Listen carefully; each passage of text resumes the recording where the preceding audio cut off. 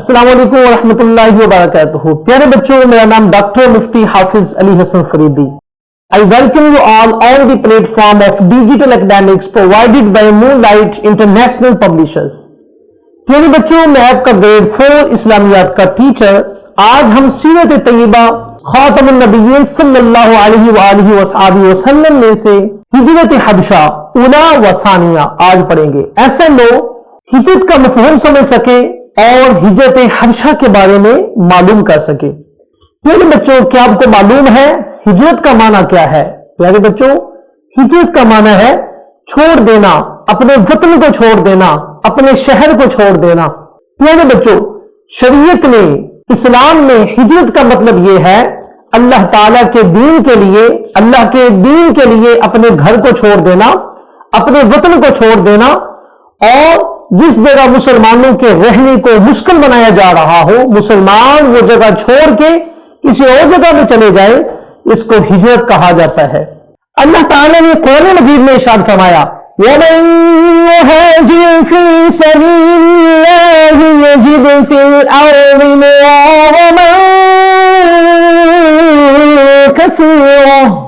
اور جو کوئی اللہ کی راہ میں ہجرت کرے تو وہ اللہ کی زمین کو بہت کشادہ پائے گا اور اسے بہت سی جگہ ملیں گی. سورۃ النساء آیت نمبر 100.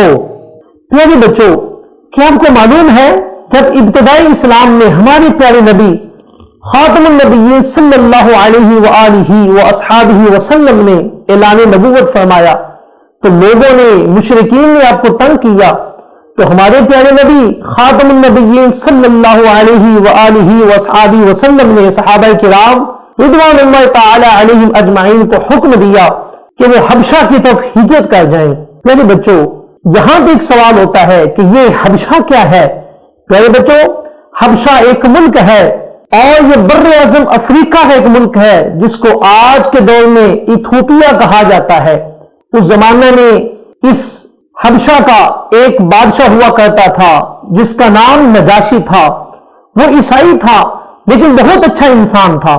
ہمارے پیارے نبی خاتم النبیین صلی اللہ علیہ وآلہ وصحبہ وسلم نے صحابہ کرام کو مشورہ دیا تو صحابہ کرام حبشہ کی طرف چلے گئے.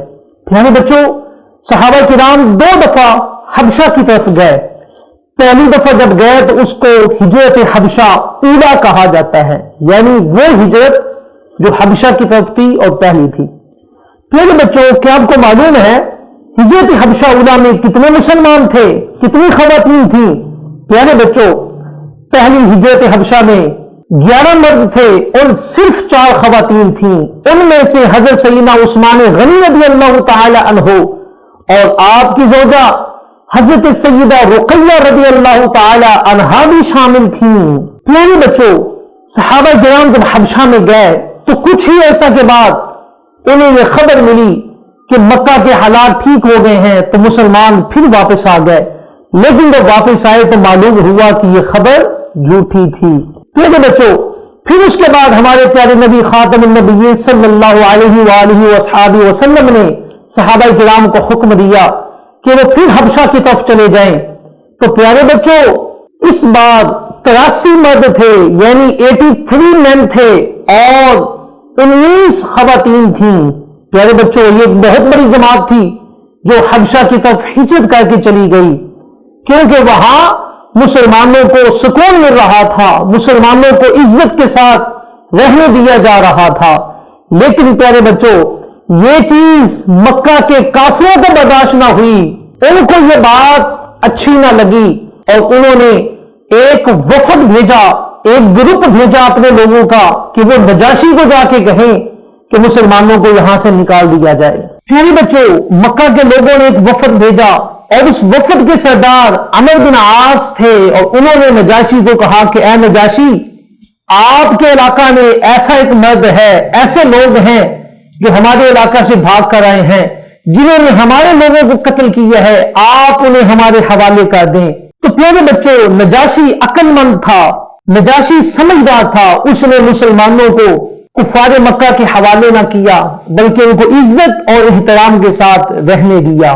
پیارے بچوں، ایسے لوگ حبشہ کے بادشاہ نجاشی کے بارے میں جان سکے. پیارے بچوں، حبشہ کا بادشاہ نجاشی ایک اچھا انسان تھا، اس نے بعد میں اسلام قبول کیا۔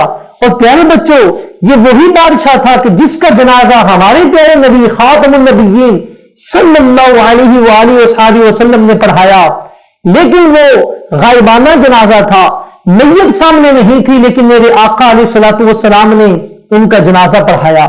پیارے بچوں، یہ بہت رحم دل تھا، یہ انصاف کرنے والا شخص تھا، اور اس نے مسلمانوں کی بہت مدد کی۔